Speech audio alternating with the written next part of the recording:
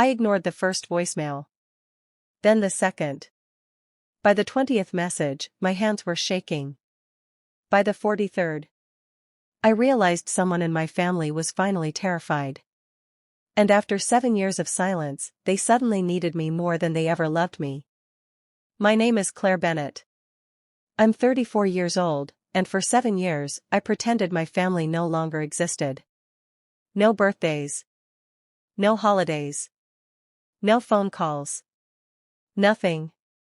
People always react strangely when I say that. You cut off your entire family? Like I committed some unforgivable crime. But nobody asks what kind of pain makes a person disappear from everyone who raised them. Nobody goes no contact because life is perfect. You do it because staying hurts more than leaving. I grew up in a house where love was conditional. My younger brother, Ryan, was the center of everything.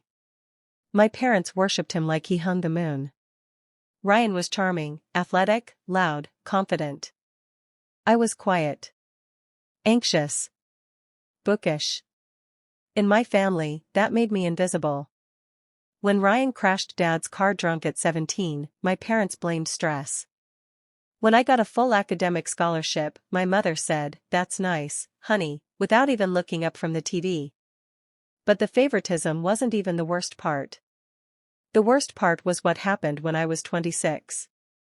That was the year Ryan destroyed my life. At the time, I worked as a financial analyst for a small investment firm in Chicago.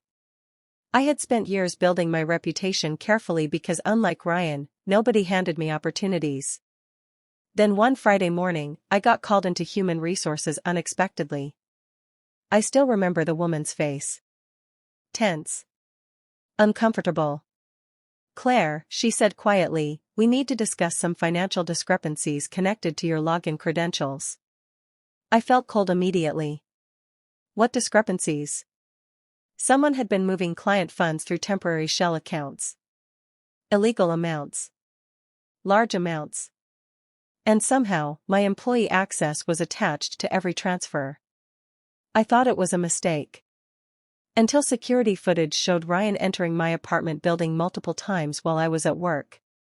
My stomach dropped instantly. Ryan used to crash at my apartment occasionally. He knew my passwords.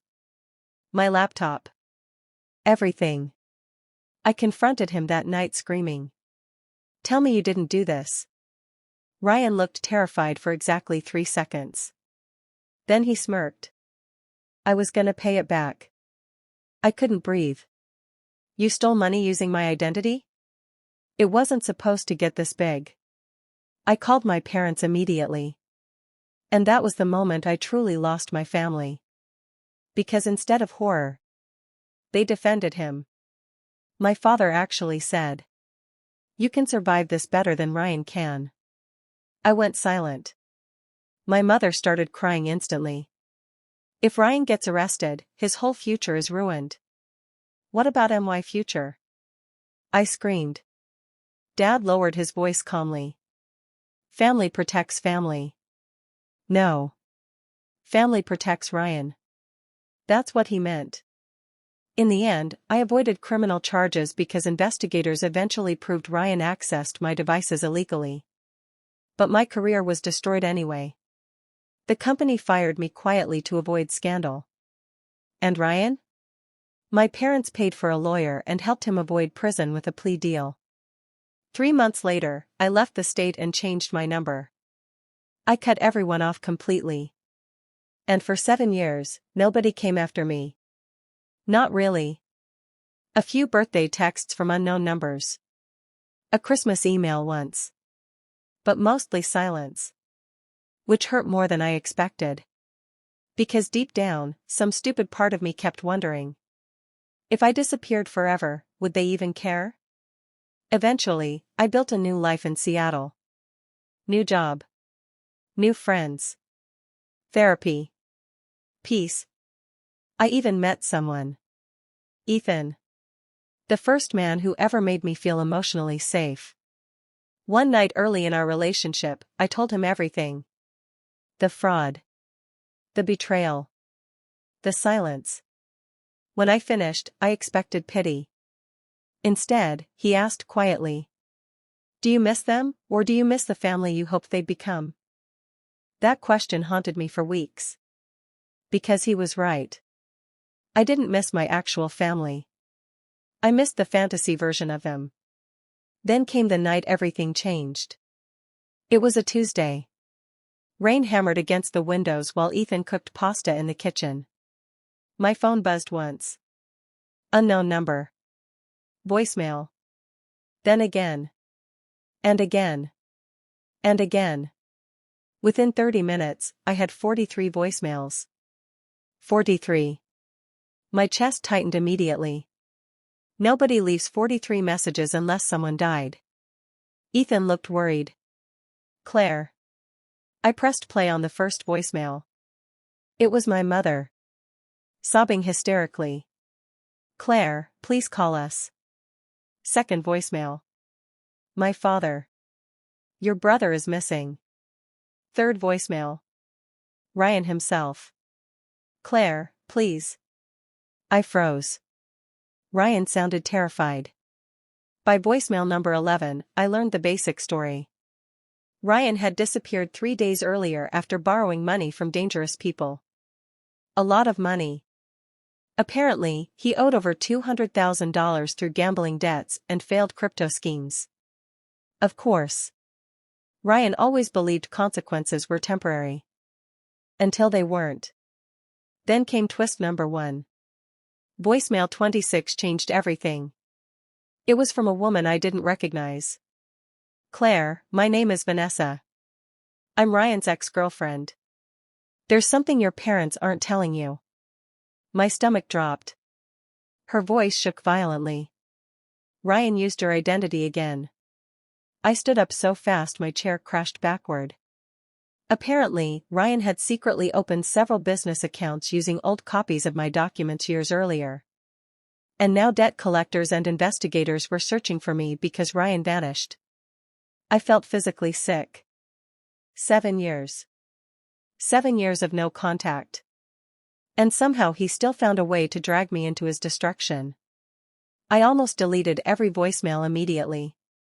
But then I heard message number 38. My father was crying. I had never heard my father cry in my entire life. "Claire. I know I failed you. But if you know anything about where Ryan is, please." Something felt wrong. Not manipulative. Not rehearsed. Broken. Then twist number 2 arrived. The final voicemail came from Ryan again. Barely audible. "Claire. I found Mom's letters." My blood ran cold. Letters? Then the message cut off. That one sentence destroyed me because I instantly remembered something strange from childhood. When I was 12, my mother kept dozens of sealed envelopes hidden inside a bedroom cabinet. Once, I asked what they were. She snapped at me so aggressively I never asked again. Suddenly, after all these years, I couldn't stop thinking about it. So against every instinct screaming inside me, I flew home. The moment I entered my parents' house, I barely recognized them. My father looked 20 years older. My mother looked hollow. Like grief had physically eaten pieces of her. And for the first time in my life, nobody asked about Ryan first. My mother collapsed crying the second she saw me. "I'm sorry," she kept whispering. Over and over. But I couldn't respond. Because apologies after destroying someone's life feel different. Too late has a sound to it. Then I asked about the letters. The room went silent instantly. My father slowly sat down like his legs stopped working. And my mother started shaking. "What letters?" I asked again. That's when the truth finally came out. Ryan wasn't my father's biological son. My mother had an affair years earlier during a brief separation. My father knew the entire time. But nobody else did. Not even Ryan. The letters were confessions my mother wrote repeatedly over the years but never had the courage to give him. Suddenly everything made horrifying sense. The favoritism. The protection. The obsession with saving Ryan from consequences. My father spent decades overcompensating because he was terrified the truth would destroy their family publicly. And my mother drowned in guilt so badly she enabled Ryan constantly instead of parenting him. They didn't raise him out of love. They raised him out of fear. Then came the final twist. Ryan had discovered the letters accidentally 2 weeks earlier while searching for valuables to sell. That's when he vanished. Not because of gambling. Not entirely. He discovered his entire identity was built on lies. And according to Vanessa, he completely spiraled afterward. Then my mother handed me one final envelope. A letter addressed to me. Written by Ryan. My hand shook opening it. Inside, he admitted everything. The fraud. The stolen identities. The resentment. The jealousy. He wrote. You were always stronger than me, Claire. Everyone treated me like I mattered more, but deep down we both knew you were the one who would survive without them. I started crying before I even realized it. Because for the first time in our entire lives, Ryan was honest. At the end of the letter, he revealed where he'd gone. A rehab facility in another state under a private recovery program arranged secretly through Vanessa. He hadn't been kidnapped. He ran away from himself. 2 days later, I visited him. And seeing my brother after 7 years felt surreal. He looked awful. Thin. Exhausted. Human. Not the golden child anymore. Just a broken man sitting across from me trying not to cry. I ruined your life, he whispered. Yes, I said honestly. He nodded slowly like he deserved it. Then he asked quietly. Do you hate me? I thought about it for a long time. Then I answered truthfully. No.